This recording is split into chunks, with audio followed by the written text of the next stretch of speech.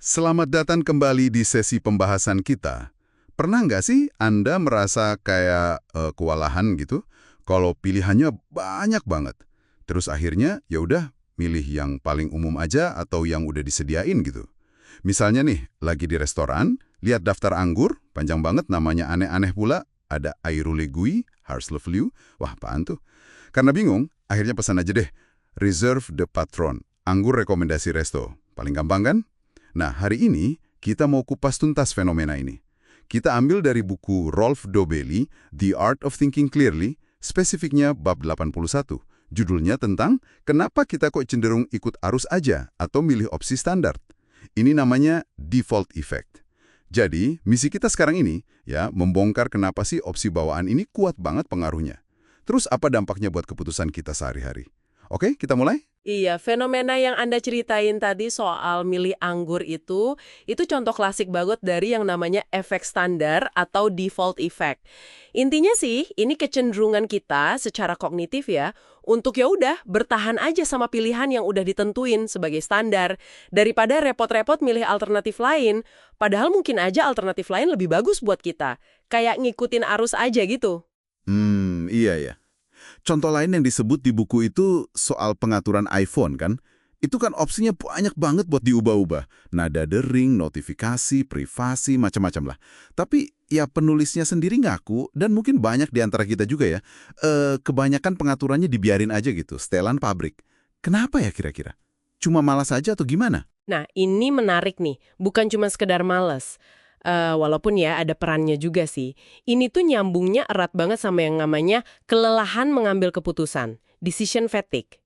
Itu juga dibahas di bab lain di buku itu.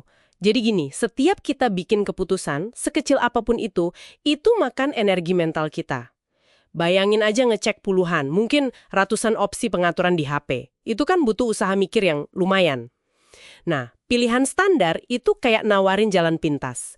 Gampang, hemat energi mental buat mikirin hal lain yang mungkin dirasa lebih penting gitu.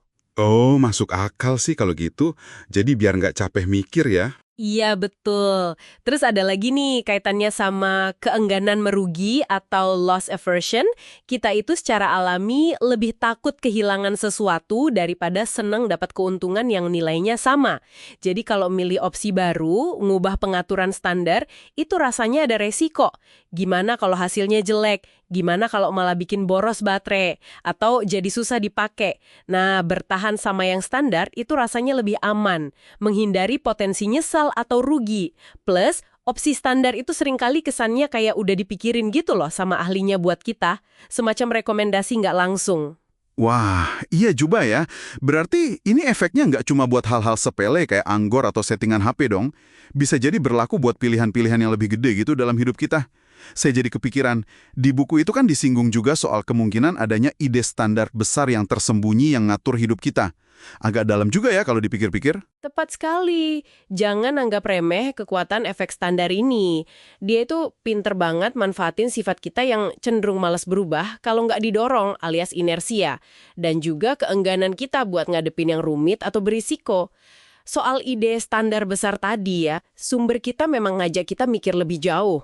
Bisa jadi itu maksudnya norma sosial, ekspektasi budaya, atau jalur hidup yang umum kita ikuti tanpa banyak tanya. Misalnya anggapan soal karir yang benar itu harus gimana, keluarga ideal itu kayak apa, atau bahkan definisi sukses itu apa sih?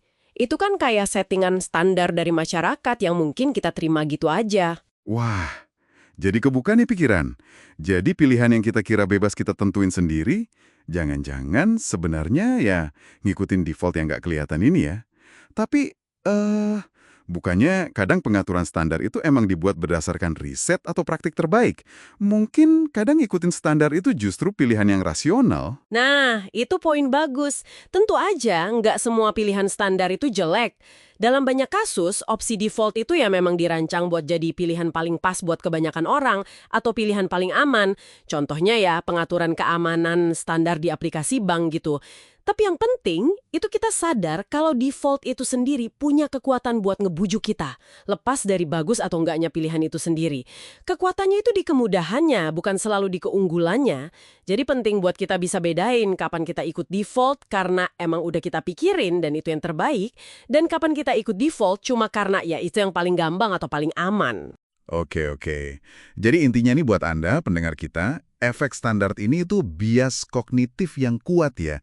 Kita sering milih opsi bawaan bukan karena itu yang paling bagus, tapi ya karena paling gampang, paling nyaman, atau paling aman aja rasanya secara psikologis. Penting banget buat sadar soal ini, biar kita bisa lebih kritis sama pilihan-pilihan kita sendiri. Betul. Kesadaran itu langkah pertamanya. Ini bikin kita jadi nanya ke diri sendiri kan? Keputusan yang saya ambil ini beneran hasil mikir aktif nggak ya? Udah saya pertimbangin bener-bener? Atau jangan-jangan saya cuma ngikutin jalur yang udah ada aja? Jalur standar yang dibikin orang lain? Entah itu produsen HP, pemilik restoran, atau bahkan ya norma masyarakat secara luas. Nah, sebagai penutup diskusi kita kali ini, coba deh bawa pulang pertanyaan ini buat direnungin. Seberapa banyak sih aspek dalam hidup Anda, mulai dari pilihan sehari-hari sampai keputusan besar soal arah hidup, yang sebenarnya cuma jalan ngikutin pengaturan standar? Dan lebih jauh lagi nih, kayak yang disinggung di buku tadi, ada nggak ya ide standar tersembunyi yang lebih besar? Semacam skrip hidup gitu, yang tanpa sadar lagi Anda ikuti sekarang. Sesuatu buat Anda pikirkan lebih dalam lagi.